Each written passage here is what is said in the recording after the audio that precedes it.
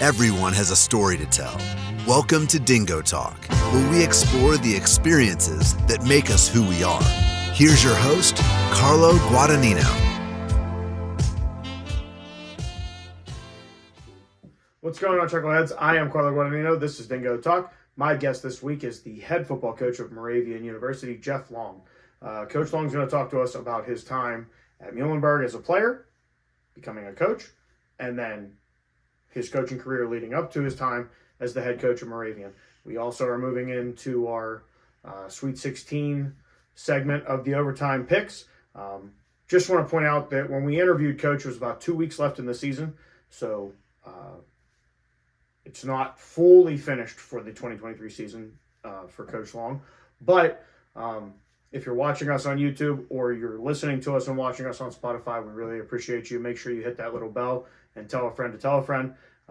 Make sure you check us out on the social medias. It's Instagram, TikTok, Facebook, and Twitter. The only one that's different is the Instagram page. That's dingo_talk. But without further ado, this is Coach Long. What's going on, Chuckleheads? I am Carlo Guadagnino. This is Dingo Talk. Welcome back to our Division III conversation with the Division III football coaches. This week, we're being joined by Moravian University head football coach Jeff Long. Coach Long, thank you for joining us. Carlo, thanks for having me, man. So, obviously, you're right in the middle of, or we're winding down the 2023 season. Big year for the landmark, so we're going to talk about that.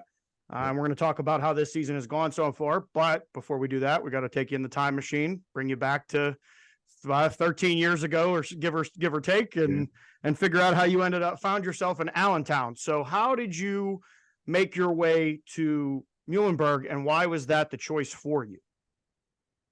Yeah, so obviously I grew up in southern New Jersey, played at Cherokee High School, about 25, 30 minutes outside of Philadelphia. Had a great experience there, and we were fortunate, won a lot of ball games and got to play some good football. And the recruiting process, I know it's obviously changed now, but it was a little different back then. I remember my dad and I making a DVD cut up of the highlights and stuff, and using the machine to cut the tape and stuff. I know I don't sound like the old timers actually cutting the film, but that was our version of it, right? Before Huddle was a big thing. But it was looking at a bunch of different schools, after my sophomore, junior season. And, the Division III world really became, I think, where as a 5'11", 240-pound lineman, I was like, okay, I think this is where I'm going to end up, measurables, and visited a bunch of the Centennial, MAC. Obviously, some of these landmark schools were in that realm as well. Mm-hmm. But then throughout that process, really tried to find the best fit, for all phases, academics, athletically, and then socially, and football wise. Muhlenberg came into the picture kind of late, to be honest with you. It was, I was probably, if my dad or, if my brother would remember, when we talk about it, joking about it, he was probably said I was going to go to Johns Hopkins, no questions asked. And after my junior year, and then Muhlenberg came in, I went up to campus and met with Coach Donnelly, Coach Mm-hmm. Perkovich now, who, is obviously a dear friend, and really just fell in love with the place and the people. I will say that, and that's still advice I give today. The school, right, is great, and you're going to have passion for your school and your academics and your football. But when I went up to Muhlenberg, I met some great people, that were on that team, and I fell in love with that, and then it was like, okay, this is where I think I want to go. And didn't know it at the time, but it ended up probably shaping the course of my life in a way I didn't really realize. So that's really how it came down, to brass tacks. Like I said, it wasn't necessarily the leader in the clubhouse, throughout the whole process, but when they came in, it was just a feeling you had, and when you got up there, you knew it. So it was a great experience there, and ended up playing there and, learning a ton of football. That's the big thing I would say. When I got there, I love football coming out of high school. Knew I wanted to teach and coach in some capacity. I think that's definitely was on my brain, but Muhlenberg really sparked the love for that, for sure. Now, I got to pause you there, because you brought up there's two schools there that you brought up. One, the school you ended up at, one that was kind of at the top of the list, and I believe their game is now being dubbed the Miracle at Muhlenberg after this past weekend. Yeah. Did you catch that play? And what are your thoughts on that with the punt being blocked and falling right into the kid's hands? Yeah. Yeah, no, I did. It was right after our game. I think it was finishing up as I was finishing some interviews after our game, and got a text from a couple buddies like, "Did you see that?" And I just, obviously Twitter makes everything easy now. I open it up and there it is, and it's probably your worst nightmare in terms of a field goal block situation. And then why you rep the little things from the offensive perspective, right? Like the field goal unit, right? Like that tight end, to his credit, I forget what number, obviously made a heads up play. He didn't just say like, "Oh, I heard the thud of the block," and say, "Oh man, what's going on?" He looked up, ball popped up, and then now had the savviness to, get to the edge and go. And, it was a bang, bang play. I mean, we had that. I mean, when I was at Muhlenberg, actually, I think we beat Ursinus my freshman year to win the title in 2010 on a similar type play. And we stopped it. They blocked a field goal and tried to run it in, and we tackled it up. That was years ago, though. If my memory serves, might have to check with Perk on that one. In the annals of Muhlenberg lore. But that was, I remember, a wild one, and we clinched that day. That was a similar type play at the end of the game. It's a heartbreak there, and that's a great rivalry. Obviously, the Mules and Hopkins. Even when I was there, I remember in 2010 we upset them down there. That was like their first centennial loss, I think, in like 2 or 3 seasons at the time. And then we were able to, they had Hewitt Tomlin at quarterback, hey, guys all over the yard. Taylor Machow, linebacker, was a high school teammate of mine. It's studs everywhere. And we were able to pull off an upset down there. And it was a heck of a rivalry. It's obviously spanned now for many, many years when Coach Margraf and Duke got together, and then Coach Milne now taking it to another heights, and Coach Chimera as well. So it's definitely a wild one for sure. Now, when you finished up you get to the fall of 13, right? Because you played fall of 10, fall of 11. Fall 12, yep, and then that had to stop. I got to make sure that's the same year I came into school, but I took a couple extra laps, so I got to remember how the football seasons fall. No doubt. So when you finish up fall of 2013, does the opportunity to become a GA at Muhlenberg present itself, or is that why you went to the high school side of things? So really, it was fun. It was crazy how it happened. So obviously played a bunch my freshman year in 10, blew out my knee in the opener in 11, rehab back. And then the first practice of full pads at fall camp, same knee in 12. So I was done. Doctor's like, "Listen, you're done. If you want to walk around with your kids one day, this is, this is the path, and I was frustrated. I was hurt. I was, really in a tough spot. But then really, Mike Donnelly changed everything for me. He brought me in about 2 months after the injury. It was like the end of October, and he knew I was getting into education. And he said, "Listen, come around, just help out when you can, when you're not doing your student teaching hours, just to get your beak wet. Just come be around the guys." And like I said, I was great people. So like I lived with the guys, like I was around it. It wasn't like I was trying to get away from it. So it was an awesome way that he kind of opened up and said, "Listen, you don't have to stay away because you can't be out there with us anymore." So I got to sit in with meetings with Perk and, help out with Indy, little things just to start that process that spring. And then he got me an interview in the spring of 13. I was getting ready to do my student teaching, and I interviewed with a guy by the name of Joe Bottaleri over at Emmaus High School. Duke, set it up and said, "Listen, he wanted to transition to run a spread offense," which is what we were doing at Muhlenberg. And I was, going to install it to the freshmen, the JV, and the varsity on the way up. And that was my first opportunity. And I would help out still with Muhlenberg whenever I could, but then I got to go over to Emmaus and just start coaching the young bucks, working in the middle school weight room, and just getting started. Right. That was the biggest thing. I'll forever thank Duke for that. He introduced me to Bott, who now, believe it or not, Joe Bott's my linebackers coach here. So it's a little small world. He's been around the world twice, and heck of a coach with over, tons of experience. But Mike Donnelly, I'll, may he rest in peace, but he really set me on this path. I didn't know it, but introduced me to it and got me the itch, and then that's really how it all shook out. And then that fall I coached at Emmaus while finishing school, finishing my student teaching, and then got into the Lehigh Valley high school scene a lot. I was scouting for Emmaus varsity games, coaching the freshmen in JV. Mm-hmm. Coach Bott had left to go back to Lehigh at that point after he had hired me. I didn't know, but he got asked to be the DC again at Lehigh. But I stayed on staff, and the guys were awesome, and got to see the Valley high school football scene, get to know that, and it was really an awesome experience. Now, Coach, as I was prepping for this, and you kind of led me in there with what you were kind of installing there. What's your approach with the D line and O line? Because as I was looking down through the stats, 1 sacks per game per season, pretty high number. The total defense numbers pretty far up there. And then the other rankings where you might not be top 10 right now, but you're top 18, top 15, top 14. What is your process with the O line and D line that gets you the best out of them? Well, I think from the beginning, this is funny. I was an offensive guy. I played center. Perk moved me to center when I got to college. He's like, "You're too dang small to play tackle," and he was right. But it also opened up my world to the intricacies of O-line play. And Mm-hmm. like I said, there's not many people I would trust with O-line play better than Tom Perkovich. Just in my world, like I said, I know I have a limited view, but he taught me a ton. And I didn't realize till after I was gone too, just like the incubator those O-line meeting rooms can be if you're paying attention. You know what I mean?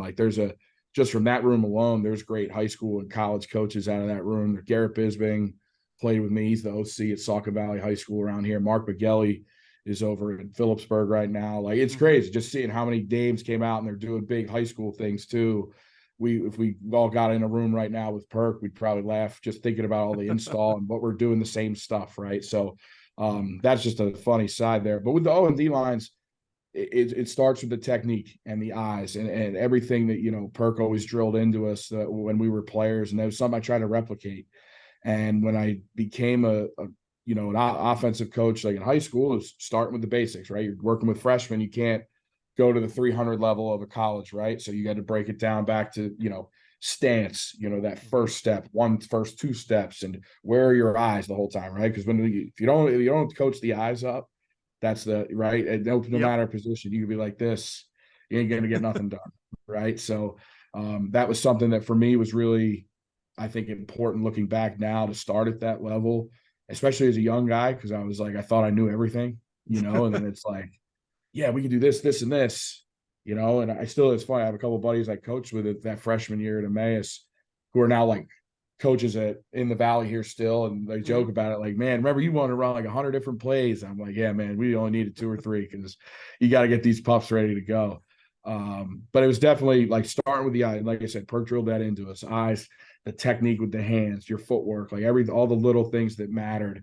And then, build it your that was your meat and potatoes. And then your veggies that got you better was, could you handle what are the situations, using your eyes to identify what was coming and all those things. So when I was coaching O-line and the offensive side, that was where I focused. And then when I got to the college level, I got moved to defense immediately, and that was Coach Trey Brown and Coach Cole Glennon, the 2 guys who hired me at Wilkes. They knew I was an offensive guy. I obviously played for Trey, was an assistant at Muhlenberg. Cole was an assistant at GA at Muhlenberg when I was there. They said, listen, we know you can teach, but we want you to come to the other side. And I was like, oh, wow. I haven't played D-line since junior year of high school, So I'm like, so I just met with as many people as I could from a technique side. But then what I didn't know from a schematic thing, I guess, to start, I just started teaching what I hated to deal with when I was an O-lineman. That was I was going to ask you, does that make it easier being an O-lineman to teach the D-line? Hey, technique wise, I'm going to get better with you guys. But from this standpoint, this is the stuff that it got under my skin. It just drove me up a wall. Oh yeah. And that's that first year when I got to Wilkes, that was I had an older group who were great guys. It's funny too. My D-line coach now played for me that year at Wilkes, Jason Ugle. So he still laughs about it. He's like, yeah, I got this O-lineman teaching me how to play D-line. But that was the approach. I said, listen, guys, I'm going to get up to speed as fast as I can. I'm not going to sit here and BS you like I'm Larry Johnson. But here's what I could help. This bothered the hell out of me, whether it was pass rush or even just stance placement, eyes, where you're looking. Hey, when you align in a head up technique versus a shade. What problems did it give, and when you're stemming, how long to wait into the count, if they're a 2 or 3 point guy, as an O lineman, what is their tell for when the ball's about to be snapped, like little things like that. So that's where it started. And then, again, we had fun with it, and I just kept trying to absorb more information. And still to this day, that's why I love doing it so much. And just build on that. And then when I got out to John Carroll, obviously tried to same approach, like it was like, all right, what techniques did I had obviously learned and believed in, but then it became, okay, using that knowledge of the O line really helped out there too, as the competition got harder and the schemes, and then also the level of player too went up, just for me and my experience. Now walk us through, you highlighted 2 of your previous positions there as well. How do we get to Wilkes? And there's an NFL scouting thing or prong out of that. And then, from Wilkes, why was it time to make the move to John Carroll? Yeah. So obviously I'd finished my student teaching. I'd done it at Emmaus. I worked through the May of 14 at Emmaus. So even when I was done that fall, was getting ready for the next cycle of 8th graders and 9th graders, doing the spring stuff. Graduated, and then I went home, and I had my teaching degree, and I was like, okay, I want to start teaching and coaching. And I got a job as a long-term sub at Absegami High School. And I got a coaching job there under Dennis Scuderi, who, was a dear friend of mine. And he, I'd known him since I was young, and he's a hell of a coach. And he brought me in, was like, hey, I want you to coach the O-line and D-line and run the special teams. So I did that from, I guess, summer of 14 through February of 15. And again, it's funny. I was about to probably get a full-time job there teaching. My mom was not thrilled at that moment when the Wilkes opportunity came up, and I said, all right, let's do it. Walking away from a full-time teaching job to go be an intern and a grunt. But that took place, that Wilkes opportunity, January, February of 15. Okay. And while I was back home, though, in South Jersey that year, I reconnected with a guy by the name of Tom Gamble, who, was working with the Eagles at the time. Obviously his father was a legendary, exec and coach in the NFL.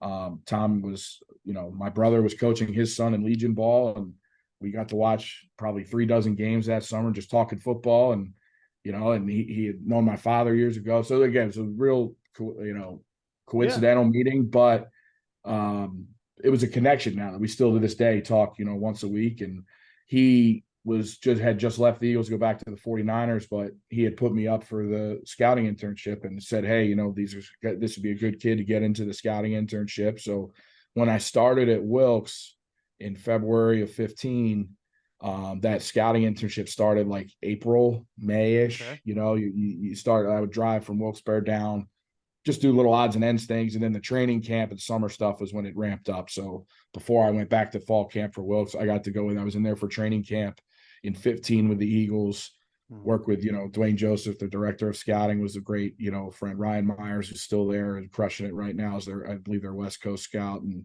I think he was the director of college scouting now too. Got to learn a ton, just take what little I was trying to take as a coach. And then I got that scouting lens, which was really eye-opening because I had never really thought about it. You're in high school, and then even the beginnings of Division III coaching, it's all right, you could tell who's a ball player, right, and who's struggle a little bit. But then I got to see how they were looking at development, and okay, what are the physical tools they're looking to develop, and different ways that scouts are evaluating tape. And now it's something that I still use to this day when watching tape and evaluating, and even just advanced scouting for your opponents. So it was awesome. It was a great experience. And really though, the biggest thing for me was at the end of it, there was a, hey, if you want to get into the scouting world, you want to try to go down this path. And I said, yeah, that was just the advice at the time. And, I say, no, I think coaching's where I want to be right now. Yeah. And again, it was all good. Just it was time to go back to Wilkes for camp. And that was just the path we took. And there's still some great relationships there, and it ended up helping me later in the process as well. So, that was kind of it was a great experience, learned a ton. Coach Kelly, he was super gracious. Everybody in that organization was awesome. It was funny. I ran into Ryan Day years ago, 2 or 3 years ago now, when he took over at Ohio State. He was the quarterback coach for the Eagles that year. And I was the intern for the quarterback's the scouting intern, right? So I would sit in meetings with him, get the coffee, all that stuff. And they didn't know who I was. But then St. Edward's High School, I'm recruiting for John Carroll. He's got his Ohio State polo on. We bump into each other. He's like, Jeff, that's you. I said, yeah, coach, what's going on? Like, I hadn't seen him. I didn't even know he knew who the hell I was. But it was just a funny, little thing, like I'll remember those experiences the rest of my life, and just good people all around there. But yeah, so that was an awesome experience. And then Wilkes, 2 years there with Coach Brown, we were trying to, rebuild it. And obviously they got it cranked now, we were in the transition time, and got my teeth wet from start as an intern, slept on the office floor for 6 months before my housing kicked in, and really hustled and just learned everything I could, and it was awesome. It was a great experience. I miss those days sometimes because it was very simple. It was ball, and then I'd sleep, ball up the air mattress and sleep, and then ball again. But great experience up there. Met some, coached some great kids and won a couple big games. We didn't win as many as we wanted, but we were able to have a few upsets in there that I'll remember forever. And then after the 16th season, John Carroll obviously had their run to the Final Four, right? Yep. Coach Arth, Coach Staley, and they all left for Tennessee Chattanooga, right? Like that was the big move. And then Coach Staley got hooked on with the Bears, and I was following it from afar. You follow the playoffs. I'm like, I don't know anything about it, but it's a heck of a run. It was all upsets. I remember when they beat Mount Union, they were on Sports Center. I'm like, oh, wow, cool. I was out recruiting for Wilkes. And then it was funny, though, a guy that I had met while interning with the Eagles, a guy by the name of Joe Hastings, was up at Michigan with Tom, or was up in Michigan with Rick Finati, who ended up getting the Carroll job. And Tom, said, hey, Joe, what's going on? And he said, hey, Rick's taking this job. He's looking for a defensive guy. Do you know anybody? And Tom gave him my name, and Rick called me, and we had a 6-hour phone conversation. I kid you not. And wow. Wasn't planning on that. Like he said, he's like, we'll still joke to this day. We weren't planning on it to be 6 hours, but I looked up and he called me at 6:15. It was 12:15 when we hung up, and just talk about life and, football. And, he was a high school guy, St. Edward's teacher. So I think we had some similarities in terms of what we wanted to set out to do initially. Yep. And explained how he got on with Harbaugh and, what his goals were. And then, okay, hey, why is John Carroll the right fit for him now? And then I was like, okay, well, this is awesome. And, it was a good talk. And then he's like, all right, in a week, we'll do an interview with the DC that he hired, and, we'll go from there. And it was nerve-wracking for sure. I remember talking with Coach Brown, Trey Brown at the time, and I said, hey, I'm going to just interview here and see what's going on. He's like, do you know anybody? And he was saying that out of counsel. He's like, do you know these guys? Do you know anything about the area? I said, no, I don't, and he's like, all right. He's like, if you think it's a good shot, you take it, but just everybody, be careful, you don't know. So, and then he's right.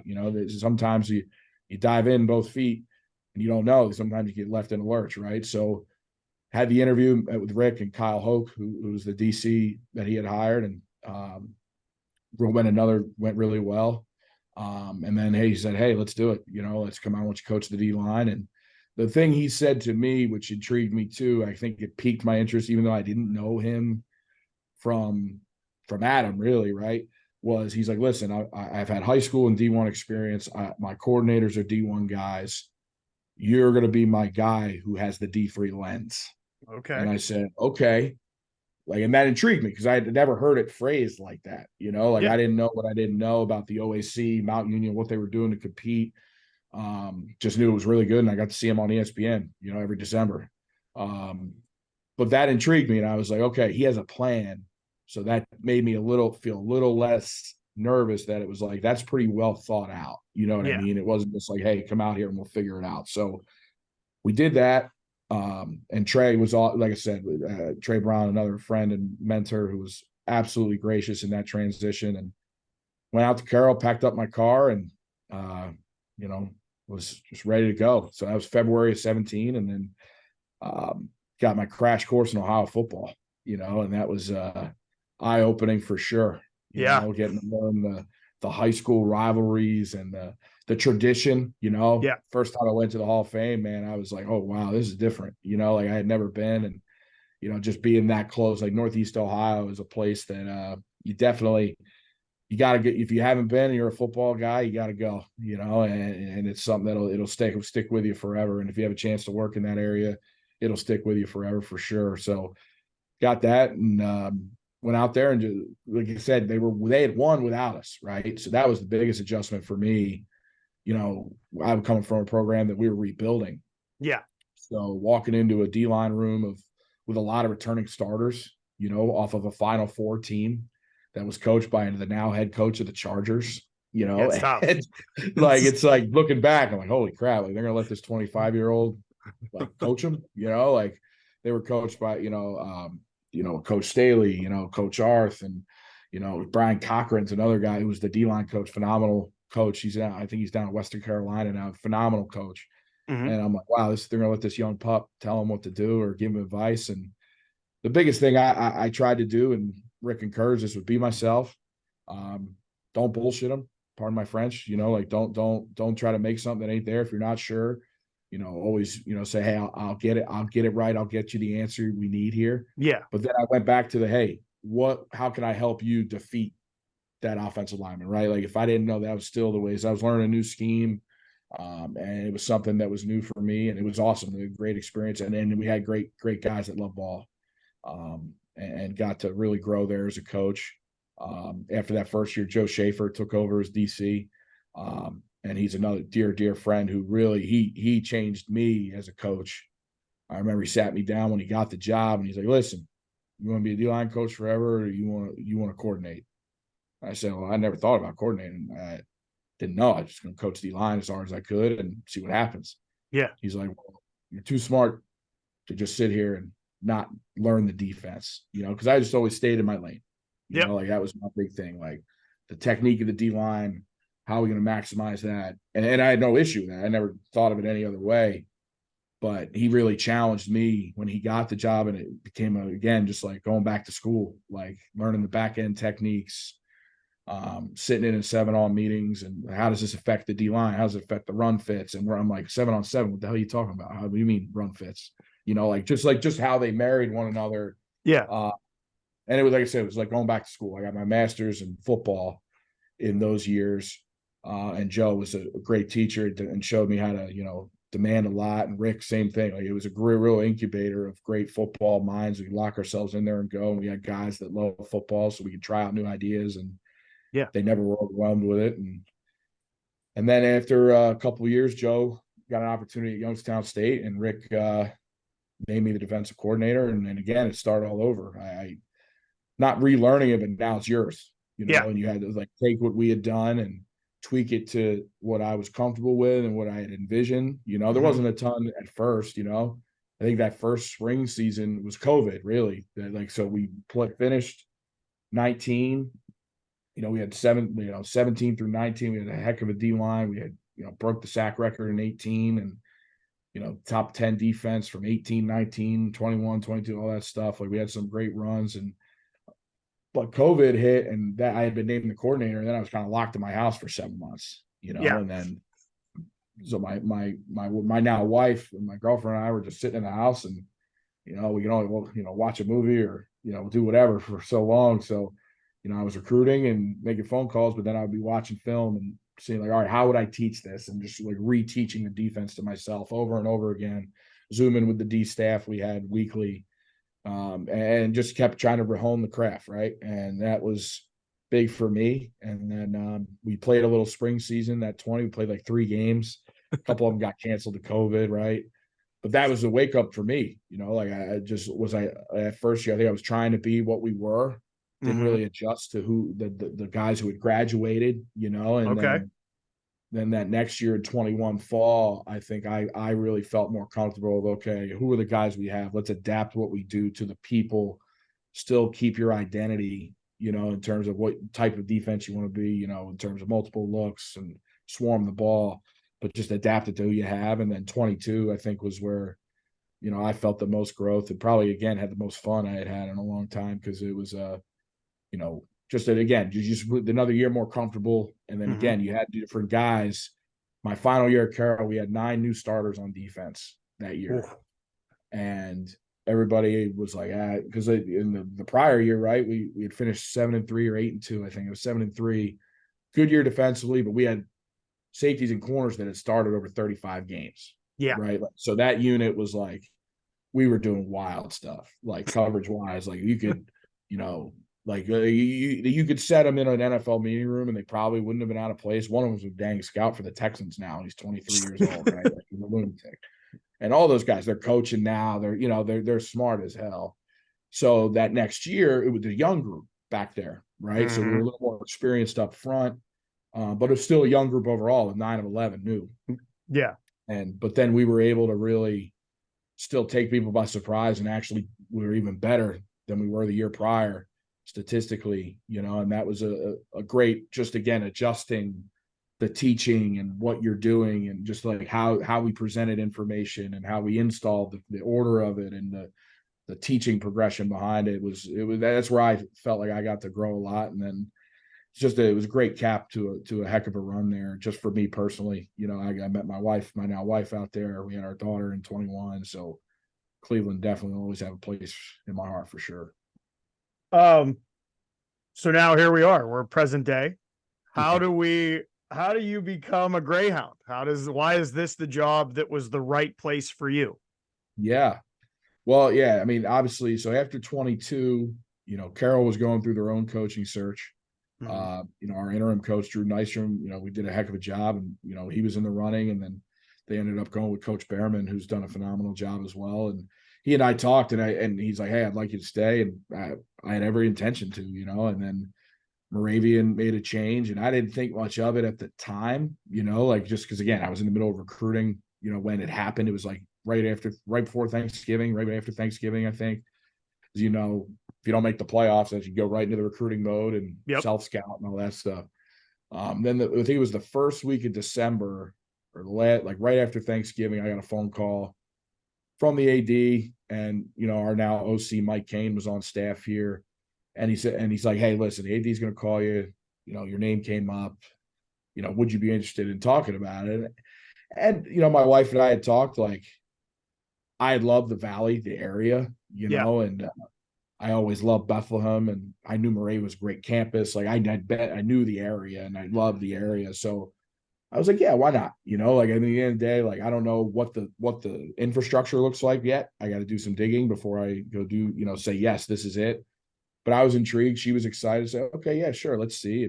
And Coach Behrman and I talked about it. I said, hey, they reached out. I'm going to talk to them, see what's up. And went through that process and did my homework, and went through that, and kind of laid out what I felt needed to be changed, and the things that we need to do to move forward. And I guess they liked it, and now that was exciting to me, because I saw some similarities from a structural standpoint to what John Carroll had become. And the reason I say that is obviously John Carroll has a unique situation. The 40+ NFL alums now, Don Shula Stadium, London Fletcher, Northeast Ohio, the cradle of football, Jesuit tradition. Like I get that, but Moravian, I always knew two things, even being at the rival school. One, they were a blue collar, tough outfit, which is what Carroll prided themselves being on. So I was like, okay, that mindset is something I can relate to, right? So I was like, if that's the alumni mindset, what they want, I know I will fit in there. Whereas other interviews I've had at other campuses, it's not bad. It's whether, but I get there and I'm like, I don't know if I fit here, or I'm going to fit what they want as the leader of their football program. I'm not a, let's say, polished, clean cut all the time. I'm, big lineman, so it's not always going to be the way. But the other thing though, too, was a hunger for change, and I felt that from the students, the athletes I met, from the administration. They said, listen, we want something different. And like I said, it was, it's a place that has a great tradition of great coaches. Like Scott Dapp, was doing it for years. Coach Jeff Puxton still is a phenomenal coach. He's coordinator now in the Whitehall High School here in the Valley. Like, it's legends that I'm following. But they just want that hunger for change of like, okay, let's try something different. I think it excited me, because it's like, okay, they're going to be willing to see what I would entail, and like what I'm going to demand. And they seem hungry to give it a try. So that for me was exciting. And it's been that since I've gotten here. Obviously, you're getting adjusted to a new place and have the workings of it, from admissions to the day-to-day life. But everybody's been really bought in and eager to hear, like, okay, what is the way that we're going to do it? How is it going to be different? There's some things that I didn't have to change. There's some things that are really good in place. They have good people here, both students and staff, that I'm like, okay, no, it doesn't have to be a clean overhaul, in all phases, but just some mentality things and different things that I picked up along the way that I knew that I wanted to do if I ever ran a program. And now we're just trying to put it into place, and working every day to do that. Coach, I appreciate you leaning into that one, because that leads into my question of how did your earlier experiences shape what your philosophy as a head coach is? Yeah, I think, everywhere you go, you see leaders, and whether they want to be leaders or not, right? Like, and that's not, like I said, like people don't know, but when you're working for someone in any field, like I even have lessons from when I was a substitute teacher, listening to administrators address situations that I still think about to this day, whether it's a staff meeting, a meeting with a parent, right? Like you take something from any encounter with, a mentor or a leader that's your supervisor, so to speak, So what I try to do is there's things that my big thing is I always said when I'm an assistant, I want to be the best soldier you can have. Like, I'm going to help you execute your vision, even if I didn't agree with it. Like, I would and that was one thing I was very blessed. Like, every boss that I've had in this profession, from, Bot at Emmaus, Dennis at the GAMI, Trey at Wilkes, Rick, at Carroll, they all valued my opinion, even when I wasn't really in a place to have one. Yeah. But I think they respected my work ethic, where they're like, what do you think? And there were times where we agreed, and there were times like, hey, I think it'd be a little different. And sometimes they liked it. And they're like, all right, let's do that. Or, hey, right now, no, I think my gut's saying this. And you get told no. And I learned, though, that wasn't a bad thing, right? Like, they weren't shooting you down because they didn't like your idea. It's just, hey, this is their expectations of what they want done. And now it's my job as an assistant to make sure that I go do it. Yeah. Right. And I you put your ego aside. Right. And again, like, it's not like saying you had to do things you didn't like, but it's like, even if it wasn't your idea, you go make it yours and say, this is what we're doing. And that's how I try to be as an assistant. And then I just kept a running log of whether it was football ideas, practice ideas, day-to-day admissions, financial aid, whatever. Like, I just had a lot. I have a Visio Word document that's probably about 300, 400 pages long, of just from the years of just writing stuff down. And it wasn't a notebook. And then I finally, during COVID, copied it over to an e-copy. So in case, something caught fire, right? I'm like the oldest young person ever. I was handwriting stuff in notebooks forever. But COVID was good for that, right? You had a bunch of time. You were able to just. Yeah. Well, so I'm like, I'll type in a couple pages today. But then again, it just helped me continually rehearse, and you're always editing it each year, and then that became your head coach manual, and your coordinator manual. And then, so then when you go to an interview, or you have your opportunity to share your thoughts of like, why should you be the next head coach? Like, hey, this is why, this is what our plan is. This is what we're going to build it on. These are my, morals. This is what I believe in the foundation of the program. This is how we're going to discipline. This is how, like, just it really lets you clear your thoughts. And, now it's every stop. I'd like to think each coach that I've worked for, if they came back, they'd be able to pick out exactly what was taken from them and say, no, we were there for that. We saw that, and I would say that, look at that with pride, each of them, some of their quote, whether it was a quote, whether it was a way they handle a situation, like there's little things that I've already had to do where I'm like, I remember when I watched this happen in real time as an assistant and marked it down as like, no, this is going to be how I do it. Or, hey, no, maybe I do it a little differently, and that's kind of how it's shaped, really everything. And each day, right? Like, you can have the best laid plan, something new is going to come up, and how do you adjust? And then, it could work or it could not work. Right. If it's not working, okay, just because you had the plan, you wrote it down in your book, well, it's time to change it, bud. Like, if it ain't working, you don't just keep pounding it in there. So it's been a great, exercise for me of compiling that and now putting it into action. And there's some things that have worked out great so far. And there's some things where it's like, okay, what do we got to tweak? How do we adjust it? You know, and what do we got to continue to do? But then there's a few things you're not going to compromise on: your morals of the program, your pillars. Like, hey, what are we going to be founded on? You know, pride, poise, and toughness is what we talk about, and that's been picked up from my high school days, college days, everywhere, and there's always been a common theme for me. And then just like discipline, you know, discipline stuff. Like, hey, this is we're all equal here. This is what, you know, how we're going to handle things, and this is the accountability. It doesn't matter if you're the number one on the roster, number 100. It's like, this is the accountability we have to have. And those are things you don't waver on. And that's when, until you're in the chair, you don't know, you know what I mean? Yeah. But that's been something that I've been blessed to see mentors of mine who had strong morals, and I watched them execute it even when it was a tough decision. And now I know I have the fortitude to do the same. Now, Coach, I do this with a lot of the coaches that we've had on this season. Can you put us in the room with recruit and his parents and kind of what the conversation is about your program there at Moravian and what you're looking for? Obviously, I get it. Guy got to be able to play ball. That's the first thing. So yeah. I know that answer, but what's the other things that you're looking for and that you're communicating to recruits as they're going through this process? Yeah, no doubt. So number one, for the program itself, you know, we're one of the 6th oldest university in America, founded on education, right? Like that's what Moravian was founded on. So you're going to have a place that has a great tradition, both in academics, and then on the football field. We're the 97th team, you know, in Moravian history. We're going to have the 100th team here soon. And that's special. Not many schools can say that, you know, and you want to be a place. And why I came is that I saw that tradition that had fallen on hard times. And now we want to carve our own legacy into it and take it to a different height, you know, and that's what the mission is, you know, and that's what we're going to do, you know, and this recruit is going to be sitting across from me and his family because we feel he has a role to play in that carving, you know, like that's the one thing I tell recruits. And I know it's changed a bunch, you know, over the years, but more and more so, there has to be a plan. You know, if you sit down with a recruit and you haven't evaluated how they actually fit in what you're trying to do, I think you're doing a disservice to both sides. So I'm big on, hey, this is where we see you right now. This is what we want to help you develop. You know, hey, this is where I think you could get better. But also, too, this is where you fit in our room.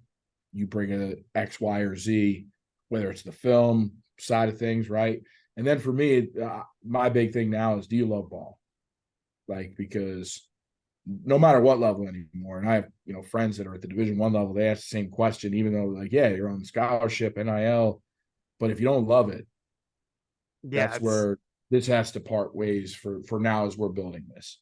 And it's not a bad thing, but you can't be taught to love it is my thing. Like, I want to look either in here or it's not. Right. I want to look in your eyes and see that, you know, that fire, like, yes, I love this. Even on the hard days when it sucks, I'm going to love it. And I want to know more. Cause that was the thing at Carroll I saw too. Like, we were never bigger and faster than Mount, Whitewater, any of those schools that we played. Those kids love football. And there were some great athletes, don't get me wrong, but like, you'd have your scrappy ones too that were an all-conference player that looked like a 12-year-old kid out there, but they were smarter than everybody and they worked at it and they worked in the weight room. Like I'll go back, you know, not to go back in time, but Harrison Richardson, I tell the story about Harrison Richardson all the time. Harrison Richardson was a 5'9", 225-pound sawed-off defensive end from Notre Dame Cathedral Latin, okay? Came in as a fullback. We didn't use a fullback. So we moved him to DN. And I watched him start for 3 years, contribute for 4 years on all special teams, but start for 3 years at DN, was an all-conference player for 3 years for me at John Carroll. Looked like if you picked him out of the lineup, wouldn't have started on St. Edward's high school team. But he was one of the toughest SOBs. He worked his tail off in the weight room, and he was smart. He can anticipate what was coming. He would eat up the film tendencies. Like, we would present our, you know, self-scout of like, hey, the next opponent, he'd talk about the tackles stance and what it was telling. Like, he just loved it. You know what I mean? And that's where, like, he's never going to play in the NFL, you know, and he's doing great things right now, you know, and I know if I called him today, he'd be making a ton of money, and, you know, because that's what he did. He poured himself into it, and that's the guy I want. You know, so like when we're looking at recruits and we're talking to a family, like, I convey that But I said, if it's not, it's okay. Just might not be here. You may not enjoy, because what we're going to demand is your best, and then I got, for the last thing I will say is, I want driven individuals, people with goals, and it's got to match what we're looking for. Even, like, I'm not even talking grades. Like, if I see, a young man or, a family is like, hey, like, this is what I want to do. This is how I'm going to do it. Like, that excites me. Yeah. Because it's like they have a plan for themselves. They want to be great, and great people, like that, like-minded people, right? They want to drive each other successful, right? The high achievers. Well, and again, I'm not talking just GPA or like all conference football. It's like they say, this is what I want to do. This is how I'm going to do it. Yeah. That excites me. When I hear that in that interaction, it fires me up. So those would be the things that we're looking for as we build this. And like you said, aside from the football specific things and what we're doing, but that's how we're going to rebuild it. And it's why I think right now we've been able to, have a little bit of success. We're still not done, but, even early on, I think that, having that mentality and the guys buying into it, is giving us a chance. Now, let's talk about this season as we're here and going into week 9. This episode will be released on week 10. Yep. So you're 3-1 in the conference.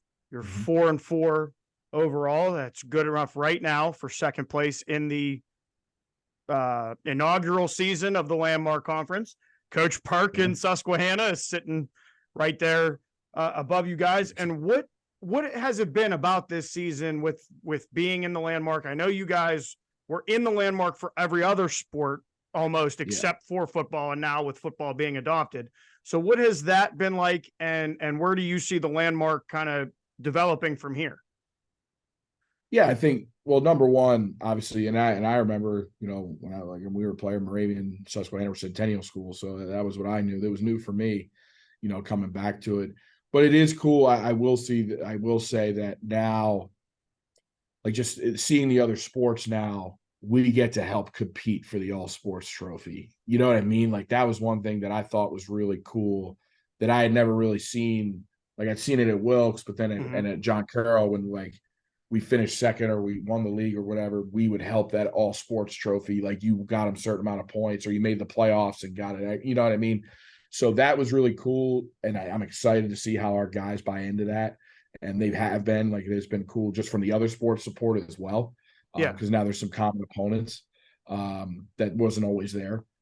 So that's been really cool. And then from now just as the D3 landscape changes, it's unique because we're able to kind of schedule out of conference a little bit and have a little control over as we build this. Coach Perk and I have talked about it. Like, okay, what do you want your non-conference slate to look like? Like, if you want to be ready for the national tournament, you have to schedule quality opponents, and I think that the Landmark did that, and even with the first year, it was a little rough. We partnered with the Empire and the Liberty, because it's like, we're moving leagues and, it's new opponents, but we want to make sure we're tested. And, but I know last when we had ours lined up, obviously Muhlenberg's a perennial top 25 team, right? We'll never get rid of that one. But then you have Utica was a second round playoff team. The apprentice school who we picked up was 9-2 last year with over 5 wins over D3 teams. So we were like, oh, wow, okay, that's going to be a tougher game than we realized. And then Marsville was a bowl team last year as well. So we knew we'd be tested physically right before you got into conference play. And then it's helped us, like we lost a couple in non-conference play. You're like, dang, we're right there. You could have had shoulda, woulda, right? But it allowed a young team for us to grow and understand, like, hey, what does it take to win a football game? Like with the preparation and even the little mistakes. So for this year, it's been a young team that's learning how to win and learning how to stack those wins. And then what I thought was cool, at least, up until this point, like, we opened up with a top 25 team that is, battle tested, and, we got our punch in the mouth. And in the second half, we kind of petered out a little bit. We were like, wow, okay, the moment was big, and then this past week we had another top 10 matchup, conference on the line, and we didn't back down. Like I said, didn't win the game. We left too many plays on the table, and that's bottom line. But there was growth from that young team, and now we're starting to see, both games that we've won that were close or lost that were close, like how close that razor's edge for margin of error. And now these next 2 weeks are going to be a great challenge with Lycoming and Wilkes, because all three of us are jockeying for bowl games. And that's what I was going to ask you. Is this these last two games for you are kind of make or break for a postseason bid, correct? Oh yeah. And I told the guys last week, as we headed into Susquehanna, because that's, first time they've been playing for first place probably in over 10 years, and probably eight or 9 years, here at Moravian. So it was exciting. Campus was buzzing, everybody's all juiced up. But I said, remember, guys, we haven't accomplished anything yet. You know what I mean? This final three stretch, we control our destiny, and you win majority of them, you're going to go to a bowl game. You win all three of them, you go to the damn playoffs. You know what I mean? So there's we control our destiny, which is exciting. So now it won't be a committee. It won't be anybody but us that says all right, if we put the work in and we go out and execute, we're going to have a say about whether or not we take Moravian back to the postseason for the first time in a long time. So that's really exciting for our guys. It's exciting for us as a staff. And I think too, it's just that ever ongoing process of growth that we needed out of a young team. We have 10 out of our 11 starters, I think, are first-year starters on defense, and it's been like that all year. But now they're getting battle-tested. You have some freshmen stepping up. We had a young freshman safety get his first start against Susquehanna, had 10 tackles and a pick. And he I said, hey, you weren't ready week one, but now you are, and you stepped up in a game where that team's going to have a shot to go make a run. You know what I mean? Yeah. And now it's like now you got to keep building on it, though. You can't be satisfied with it. So there's some great examples there, and we're real excited to head into these next 2 weeks. And Lycoming's going to be an awesome challenge this week. We got to go on the road there, and they're playing really good ball right now, and that's a tough place to win. I remember even when I was at Wilkes, that was always a tough place to go play in Williamsport. Coach Clark does a great job, and they're going to be tough, physical unit. So it's going to be a great challenge for us, and just got to take it a day at a time and earn a shot at victory with your preparation. And then before we get to those 5 questions I told you about, I got one last one, football related. We've talked to a lot of the D3 coaches. Yeah. I want to make this because I've gotten crucified a little bit for this question, just because of the obvious answer. It's not scholarship ball. Yeah. Why Division III? What makes Division III special? Why are you and I sitting here, the 38 other coaches that I've had on and the other coaches that I plan to talk to? Yeah. Why is there such a and this year specifically, maybe the last 2 years, seems like the buzz around Division III has gotten bigger and bigger as we get further into this thing? Yeah, I think, it's a great question, and look, I'm going to start with this. And I have colleagues that I've coached with that have gone on to various levels. And, one day I'd love to be in the NFL again, coaching. That's the goal, right? Trust me, that's long-term. That's what I would love to do, and dream of winning Lombardi trophies. But D3 for me, and it's about the love of football, and it's not just because it's not the same everywhere. That's what I've learned now in my time as I've made my way from where I grew up. What D3 football meant to me when I was in high school, even just thinking about it, like the Rowans and the TCNJs, and then moving out. Okay, we're out here now, the Muhlenbergs, the Hopkins, the Moravians, and okay, now I went out to Ohio and saw it. The elite programs, those kids love ball. Yeah. A scholarship or not. And they work their tails off, they develop, the coaches there have great plans. And then you see guys like Lance Leipold, Vince Karras is now the DC at Toledo. Like they're all Tom Arth, was able to go and win, and now he's in the NFL. Like those are just guys that I've seen and cross paths with. You're going to see them keep raising their level, and they're going to have success anywhere but they were win D3 because those kids loved football. Yeah. And they found a way to harness them and develop them while still being true to we don't have a scholarship to give you. You really got to want to show up for 5 a.m. workouts in the off season. Yep. I'm not holding, this isn't I'm taking your scholarship. No, it's you got to love it. So, and you're not going and knocking on the door and saying, come on, get out of bed. Right. You got to want to go to class. You can class check all you want at Division III, but when you're on a smaller campus, if you don't go to class, you're digging your own grave. I talk to the guys about that all the time. You're investing in your education, you're investing in your future in Division III football. Do I wish we could pay for everything? 100%, because college is ridiculously expensive, Yeah. And again, like I can't speak to, I haven't been at the Division I level. I haven't been up there. And I can't imagine the magical feeling of a game day up there or the prep that goes into it, the big universities. And I'm sure it's special in its own right. And if I'm ever there one day, I'll let you know, but just the D3 can be special though, because of that love of the game and the now, like you said, the attention's coming too, because this social media stuff, I think like the different, like yourself, and then the different, the D3football.com. And then you got these guys, the third division, D1 rejects, they're all going around now and putting the videos out there, some quality football, like the miracle at Muhlenberg going viral, right? Like it's like Pat McAfee's going to put something up, or you got it, like, it's that's the cool stuff. I remember in 2018 when we were on College Game Day as a pick'em for Mount Union John Carroll, right? Yeah. Like that was like blew my mind. I remember sitting there getting ready to go to the game, and Lee Corso put the John Carroll friggin' blue streak on, says, "Yeah, go blue streaks," and you're just like,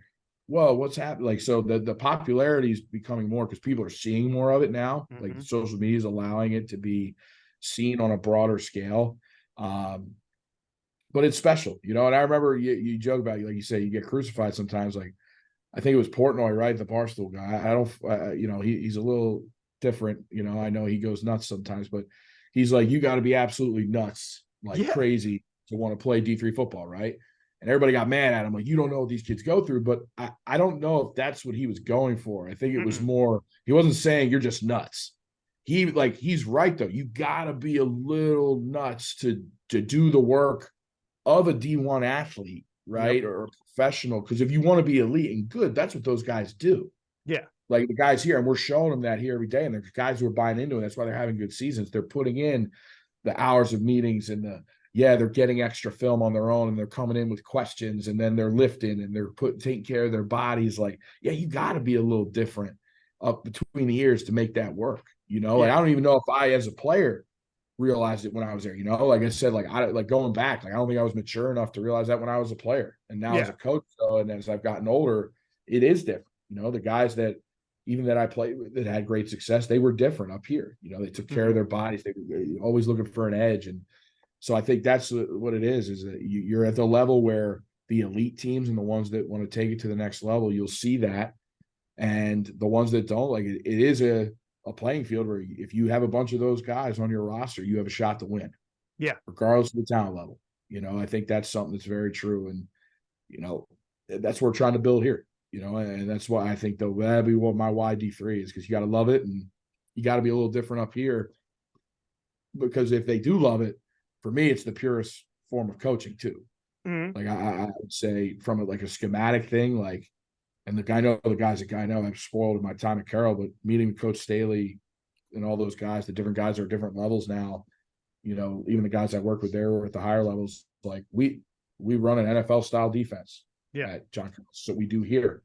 You tailor it every year to your players, what they can consume and what they're able to do, but you demand the same level. Whereas sometimes when you get to the higher levels, you can't do that. You know what I mean? Whether it's the time or whatever, like, at Division I level, I don't know how many safeties are coming in for an hour or two of extra film with their coach unsolicited. I don't know. I haven't been there. Yeah, I don't know. But like, I know even here as we're starting to change that, like, hey, this is what you got to do. You got young guys coming in saying, Coach, can I steal 30 minutes? Let's watch the cut up from yesterday. Or, hey, I had a question on the second down cut up. That's different. Yeah. And that's what I think that for me, in my experience, has made that D3 experience so pure.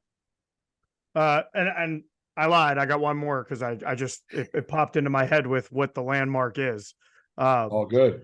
Do you have a little bit more fire going up against Coach Perk, and when you see that they're on the schedule, or is that just that week and then we'll talk about it later on in the offseason or whatever? But Coach Perk, we got there.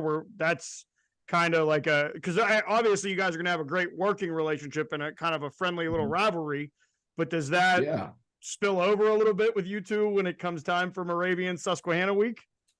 Well, I think it's crazy this year. My first game as head coach is at my alma mater, and I've known Coach Milne. I didn't play for Coach Milne, but I've known Nate now for years, and Trey Brown, like those guys, I've gotten to know them. So I wouldn't say, I mean, there's going to be the rivalry that's above me and Perk or above me and Nate. That's the school. That's got to come first. And Yeah. for me, it's, hey, I'm coming for you. That's why I'm here. So it's not, and in no way is that negative. I will call them friends and colleagues and mentors, all of them who've been a big part of who I am, and to stay in touch all the time. It was great seeing Perk and Pat Ruley and those guys. Like, I've known them for years now. We talk ball, we've swapped ideas, thoughts, tears, joy, laughter, like like it is. So like I wouldn't say there's like an extra bit, but I will say it's exciting for the conference. I think too that we're in it. I know I'll always get it, Perk and I always get to see each other, and right now he's the king.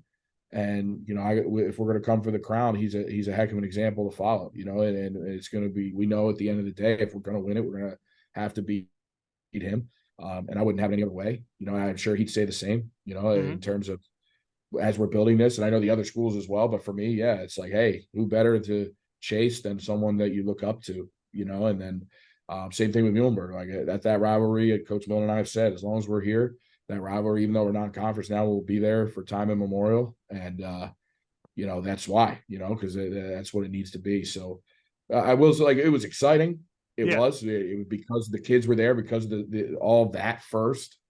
But for me, it was more just great respect and, honored to compete against them. And like I said, he knows we're coming, and I know he's going to keep pulling away. Like that's the nature of it. We got to continue to compete with one another, but do that with great love and respect on both sides. All right, Coach. Now we're at the 5 rapid fire random questions. So, if you could live anywhere in the world, where would it be and why? Ooh, it's a good question. That's a good question, because there's so many places I think I would want to try to live, but I will say, I think somewhere in Florida. Like I've always enjoyed going down there. Especially on the East Coast there, the beach. I'm probably more of a beach guy than a go up to the woods guy. You know what I mean? They ask you those random questions sometimes. If I could fall asleep on a beach and with my audiobook in or something and not get fried, it'd be a good day. You know what I mean? That's I'm a big relax guy. So that type of environment. Sure, I think my wife would agree. We'd both be pretty relaxed, and that'd be a fun time for sure. What's the most important lesson you've learned over your career? Most important lesson? Yeah. Be able to explain the why. Rick, I got to work for Rick, but Joe Schaefer has told me that since the day that I met him, when he was installing what his defensive ideas were and what he's learned. And, I asked why all the time. And he always told me, he said, listen, whether it's football, whether it's you're trying to talk to admissions, you're talking to alums, you can't just say anything and expect people to believe you. You have to, why are we doing this? And that evokes greater understanding. It evokes greater communication and like, hey, why are we doing this? Okay, let's dig into like a mile deep, as opposed to like, okay, we could do all these things. Yeah. So that's been the greatest lesson for me, is always be able to explain the why, and people will move mountains when you do. If you weren't coaching, what would you be doing and why? Tomorrow or just in general? Yeah, I don't want to say tomorrow, but tomorrow I'd be sleeping. No, I'm just kidding.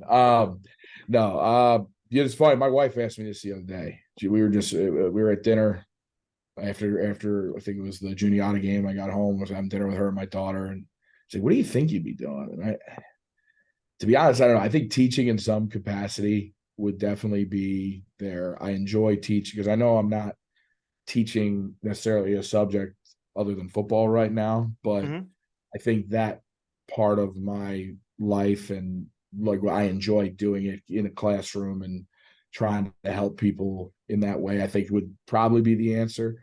But other than that, I don't know. Like I can't build stuff. Not a car guy. I like to read, but they don't got jobs where you just read. So I'm gonna stick with teacher, I think. You know what I mean? That works. You get paid to read as a teacher. Right. Yeah. So there you go. But my wife was funny. My wife asked me the other day. I'm like, dang, I don't know. It's a good question. All right. So this one's a two-parter. Best compliment you've ever received. Well, not that you hunt for them, but you're a guy I want to go to war with, and in this profession, that means the world to me. And I write it on my board every year. I talk about, you want to be a leader that, your guys want to go to war with, not just for. And, as a coworker too, though, I've been told that, and that's something that I take with great pride and try to live up to that every day. And then the other side of compliments. It's the best insult you've ever received. Oh, wow. And I'm imagining as a lineman, there's probably there's been some wild stuff said. Wild stuff said. We're gonna have to, hold off on a few for some of the language, but my go-to though was always, something my grandfather would always say to me, sharp as a cue ball. That was always his big one. And he'd say it like jokingly, but that's one I think that's PG, for the masses. That there's some other ones that you're like, wow, okay, that's good, but probably not good to utter here. We'll do that later. But sharp as cue ball is quick, succinct, and it gets you message across. Let's put it that way. It does the job it's intended to do. Jeff, nice job. That was always one that I would stick with me. And then, Coach, our last question, and it's worded kind of funny. Was there a question you were expecting me to ask you? And if so, how would you have answered it? Ooh. Wow.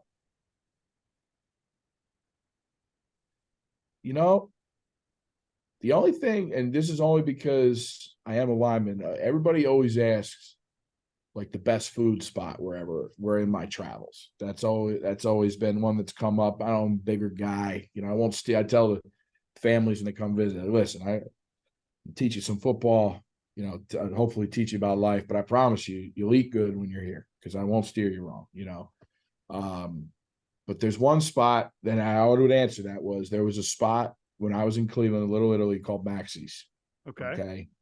The best calamari I've ever had in my life. They do a little sauce with it, and penne carbonara. I was lights out, and I've been to New York's Little Italy, beautiful Italian mom and pop places here and in Jersey, and don't get me wrong, like I still have those awesome, but that one spot at Maxie's down there, my wife and I still to this day will make sure we go back whenever we can, and that was our spot. But that was always lights out, best meals I've ever had.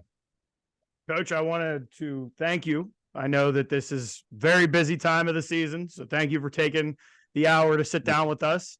Thank you, man. This is awesome what you're doing for the game.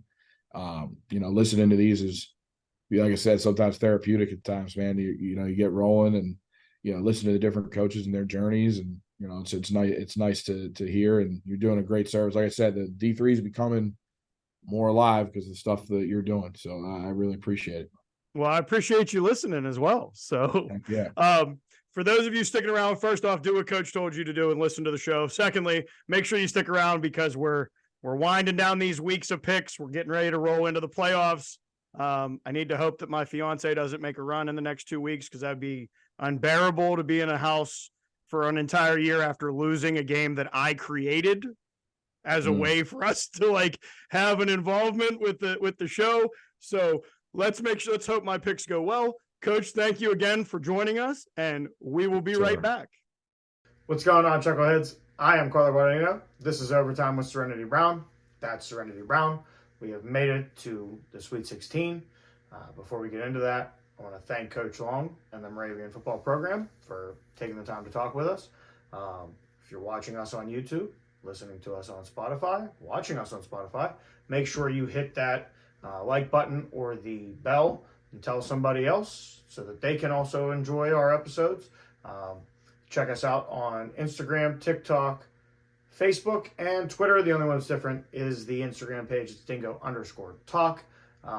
But the reason we're here, it's time to pick. Oh, should we update everybody on the standings? So the regular season champion, DB, went 12-4. It's not a good week for him.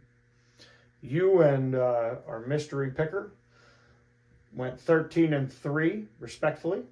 I did better than DB. You did. Proud of that. You should be.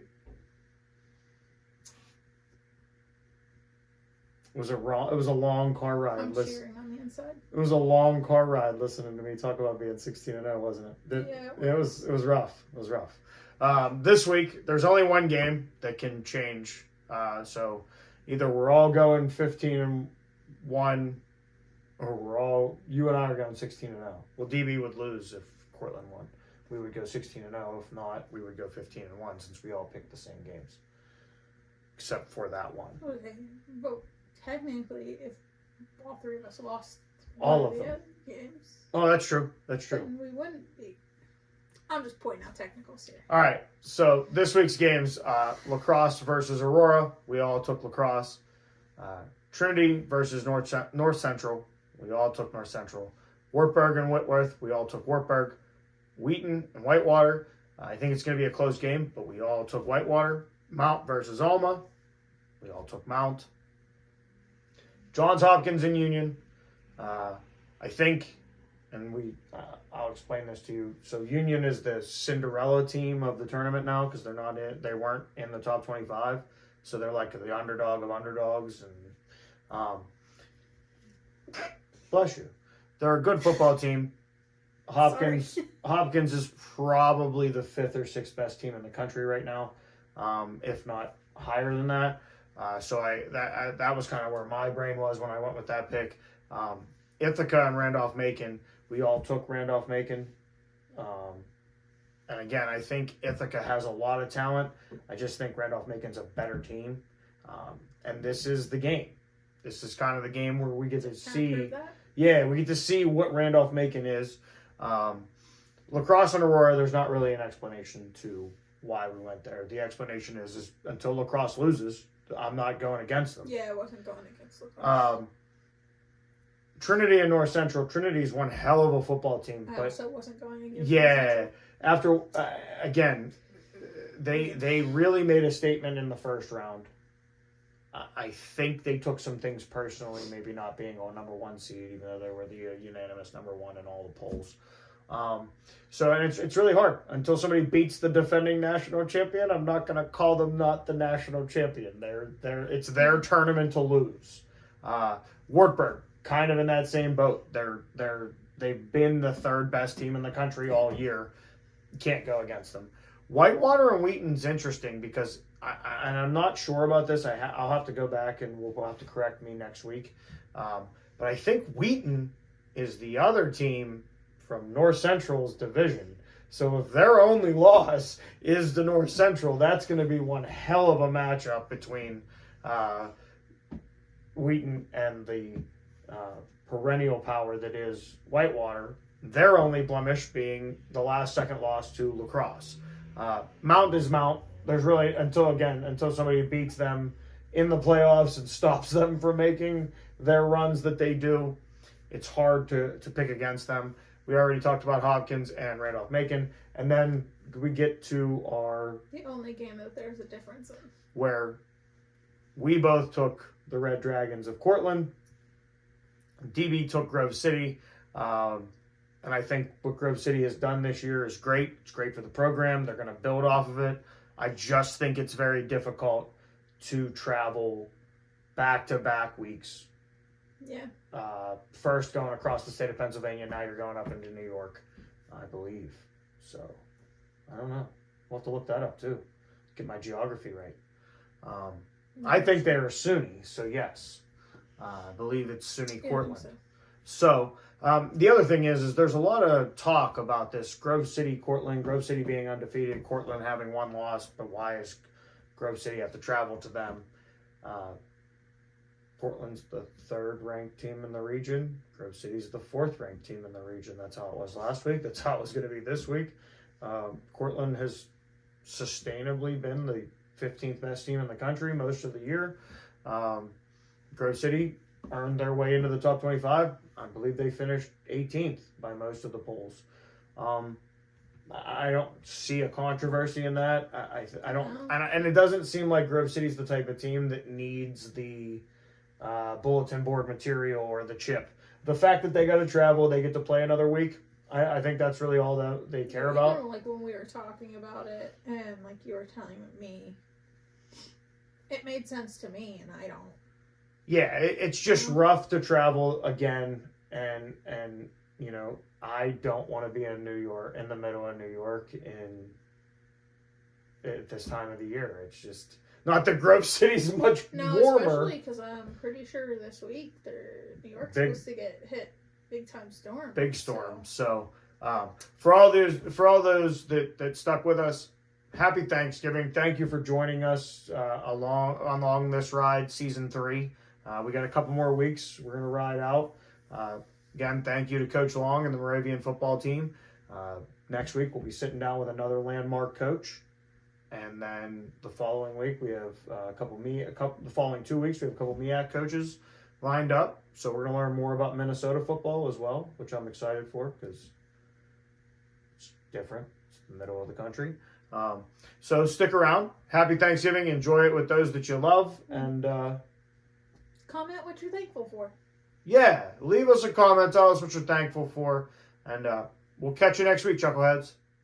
Thanks for checking out this episode of Dingo Talk. Don't forget to rate, comment, and subscribe. For more info and to contact the show, you can find us on Twitter @DingoTalk.